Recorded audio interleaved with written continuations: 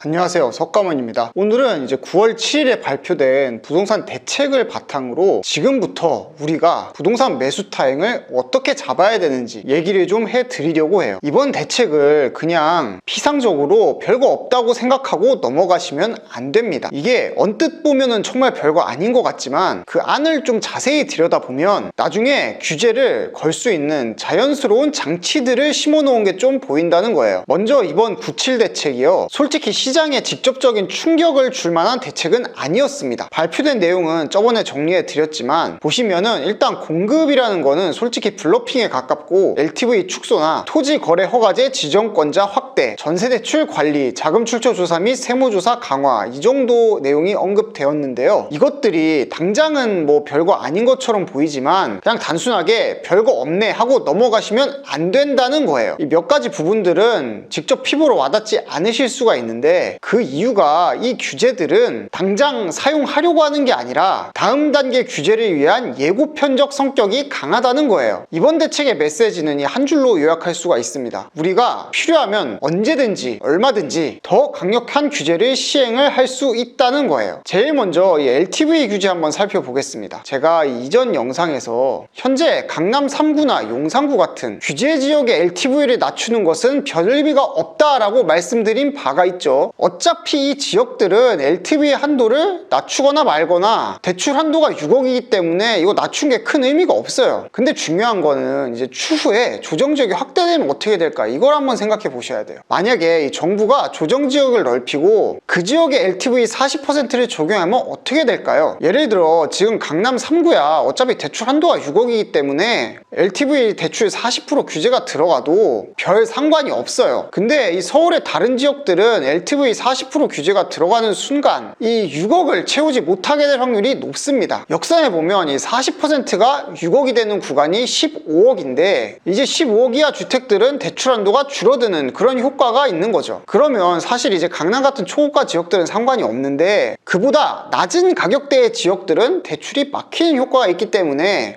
이거는 시장에 실질적으로 타격을 줄 수 있는 대책이에요. 그러니까 제가 이번 대책이 당장은 별거 아닌 것 같아도 앞으로 규제 확대라는 카드를 언제든지 작동할 수 있게 미리 밑밥을 깔아둔 거라고 자꾸 말씀을 드리는 거예요. 다음으로 이제 또 한 가지 무시하면 안 되는 게 토지거래 허가제입니다. 이 토지거래 허가제가 예전에는 지자체장이 자기 지역에 대해 지정을 할 수 있었고 이 국토부 장관은 권한이 제한적으로 적용이 됐는데 이번에는 국토부 장관이 직접 허가 구역을 지정할 수 있도록 권한이 바뀌었습니다. 이게 무슨 의미냐면 일단 이 서울시장이 야당이기 때문에 자기들 마음대로 안 움직일 것을 대비하여 가지고 또 이런 밑밥을 깔아 놓은 거예요. 그리고 이런 방식의 의미는 이제 몇 년이 지나고 나면 최악의 경우에는 서울 전역 그리고 경기도 일부 지역이 토지거래 허가제로 묶일 수도 있다는 얘기예요. 이 토지거래 허가제라는 게 사실상 실거주 아니면 아예 매수를 제한할 수 있는 상당히 강력한 카드입니다. 다음으로 이번 대책에서 또 눈여겨볼 게 바로 전세대출 한도 축소입니다. 이게 지금을 기준으로 단순히 1주택자에 대한 한도만 줄여놨다고 생각하시면 안 돼요. 이거는 이미 정부가 전세 대출이 집값을 떠받치는 주요 원인이란 거를 잘 인식하고 있다는 반증과 같은 거예요. 그러니까 이걸 바탕으로 더 무서운 게 나올 수 있는데 예를 들어 전세 대출에 대해 DSR을 도입할 가능성 같은 것들이에요. 지금까지는 주택담보대출을 위주로 DSR을 판단했는데 앞으로 전세 대출까지 DSR에 넣어버리면 어떻게 될까요? 이렇게 되면 사실상 세입자 구하기는 더 힘들어집니다. 그리고 또 한 가지 정부가 또 얘기한 게 있습니다. 일정 금액 이상 주택 구매자를 찍어서 세무조사 하겠다는 거예요. 이게 무슨 의미냐면 이제 소득신고가 제대로 되지 않은 사람은 집을 사지 말라는 겁니다. 사실상 이 강력한 경고를 날린 거죠. 특히 이 20억 이상 주택 구매자는 자금 출처뿐 아니라 세무조사까지 각오해야 합니다. 이렇게 되면 자금 출처랑 소득신고 내역까지 다 까야 되거든요. 근데 이게 누구나 자신이 있느냐? 저는 또 아니라고 보거든요. 이 세금이라는 게 우리가 신고를 한 거를 다시 들여다보면은 지금은 맞았지만 그때 가면 틀리게 보일 수 있는 것도 있기 때문이에요. 그러니까 이제 고가주택의 매수에 대해서는 세무조사에 대한 부담이 매우 커진 상태입니다. 그러면 여기서 이 내용들을 종합해 봤을 때 가장 중요한 질문이 나옵니다. 그러면 언제 사야 되느냐? 저는 이렇게 말씀드리고 싶습니다. 20억 이상의 고가 아파트는 세무조사 리스크가 워낙 크기 때문에 여러분이 지금 사나 나중에 사나 둘 다 쉽지 않습니다. 하지만 그 아래 가격대 중가에서 중저가 주택은 좀 좀 상황이 달라져요. 이 가격대의 주택 매수를 고려하시는 분들이요, 이 정부가 규제를 확대하기 전인 지금 이 시점, 여러분의 마지막 골든타임이 될 수도 있다는 거예요. 왜냐하면 지금은 아직 규제가 예고편 수준이지만 다음 단계에서 실제로 시행이 돼버리면 대출이 막히고 재수 없으면 허가제 걸리고 거기다 전세 대출까지 막히는 삼중고가 올 수가 있거든요. 그리고 또 한 가지 생각해야 되는 게 주택금융신용보증기금 출연요율을 내년 4월부터 바꾼다고 하는데 이게 큰 영향은 없겠지만 지금부터 내년 4월까지는 기존의 요율을 적용받기 때문에 이런 부분에서 내년 4월을 기점으로 은행들이 대출에 대한 스탠스가 미묘하게 또 바뀔 수 있다고 생각을 합니다. 그러면 이제 제가 정리해서 앞으로 여러분이 대응해야 될 전략을 좀 말씀드려보도록 하겠습니다. 먼저 내가 확실한 소득 증빙이 된다 하시는 분들은 가격에 관계없이 지금 당장 매수하는 게 유리합니다. 왜 그러냐면 지금부터 어떤 규제가 나온다 하더라도 이미 집을 매수한 사람의 재산을 몰수할 수는 없거든요. 그리고 대출 활용 계획이 있다 그러면 특히 더 지금 하셔야 된다는 거예요. 규제 강화되면 지금만큼 대출 못 받게 될 확률이 높습니다. 근데 이제 사실 나는 자금 출처가 좀 확실하지 않다 하시는 분들은 시세가 앞으로 오르는 것과 별개로 이 초고가 아파트들은 접근을 하지 않으시는 게 저는 맞다고 생각합니다. 세무조사 리스크가 너무 크기 때문에 내가 집 한번 사보려고 하다가 내 사업체까지 망가질 수가 있습니다. 다음으로 말씀드리고 싶은 게 이제 한 15억 이하의 아파트들은, 그러니까 중저가 아파트 전부 매수 타이밍이에요. 왜냐하면 이 정부가 규제라는 걸 걸 때 항상 고가 아파트를 먼저 쪼이고 그 다음으로 규제를 중저가까지 대상을 확대시킵니다. 지금도 똑같습니다. 이 20억 이상 아파트들은 사실상 너 사면은 세무조사 당할 수 있어 이런 식으로 정부가 사지 말라는 경고를 날린 겁니다. 그리고 자세히 보면 이 20억이라는 게 예시라고 나와 있고 세법상 고가주택은 실거래가 12억부터가 적용되는 것이기 때문에 이거를 어떻게 해석할지에 달려 있겠지만 제 나름대로 해석을 해보면 먼저 20억 이상은 전수로 다 조사를 해보겠다 이거고요. 이 12억 이상인 곳들은 신고가를 찍히는 경우에는 한번 살펴보겠다 이 정도로 한번 받아들이는 게 어떨까 싶습니다. 그런데 중저가 특히 9억 이하 혹은 12억 이하 이 구간에서는 뭐 아직 직접적인 규제가 강하게 들어오지 않았어요. 오히려 아직 규제가 걸려있지 않아서 상대적으로 6억 대출을 다 활용할 수도 있고 또 잘만 하면 갭 투자 가능성도 어느 정도 남아있는 상황입니다. 다음으로 또 한 가지 중요한 게 이제 조정지역을 지정하는 타이밍이에요. 지금은 이 LTV 규제가 표면적으로 초고가 지역에 맞춰져 있어가지고 중저가 지역 매수자들은 아직까지 6억의 대출을 활용할 수가 있는 편인데, 근데 여기서 만약에 이제 정부가 조정지역을 늘려가지고 LTV 40%가 광범위한 지역에 전면적으로 적용이 된다고 하면은 대출한도 6억을 채우기가 불가능해지겠죠. 예를 들어 뭐 7, 8억짜리 집을 사려 그래도 이제 대출이 뭐 3억 정도밖에 안 나오는 거예요. 이렇게 되면 현금 부담 더 커지는 거죠. 그러니까 지금이 여러분이 마지막으로 대출을 꽉 채워서 살 수 있는 시기라는 겁니다. 그러니까 이 중저가 지역들은 이 정책이 본격적으로 칼을 휘두르기 전에 여러분이 지금 마지막 골든타임을 지나고 있다는 거예요. 어차피 이 가격대는 뭐 수요도 공급도 둘 다 두텁고 대부분 실수요자들이 그냥 선택을 하는 구간이라서 현재 매수하신다 했을 때 안전마진도 확보할 수 있고 대출이 지금 활용을 할 수 있기 때문에 나중에 되면 못 들어가요. 지금 무조건 들어가셔야 됩니다. 진짜로 나중에 규제가 본격화되면 지금 머리 굴리고 있으신 분들이요 여기도 못 사게 된다는 거예요. 그래서 이제 이번 대책을 봤을 때 앞으로 부동산 규제가 이어질 수밖에 없는데 그 규제가 확대되면 여러분이 지금 고민하던 그곳마저도 못 사게 되니까 지금 사셔야 된다는 거예요. 저라면 지금 제가 갖고 있는 돈에서 모든 걸 더해가지고 살 수 있는 가장 좋은 물건을 매수할 것 같아요. 뭐 내가 지금 전세를 살고 있어서 매수가 좀 어렵다, 전세금 어떻게든 빼가지고 다음 세입자를 구해가지고 등기 칠 거예요. 지금 등기 치셔야 됩니다. 그러니까 집에서 잔머리 굴리지 마시고 지금 빨리 막도장 파가지고 복덕방 도시라고요. 예?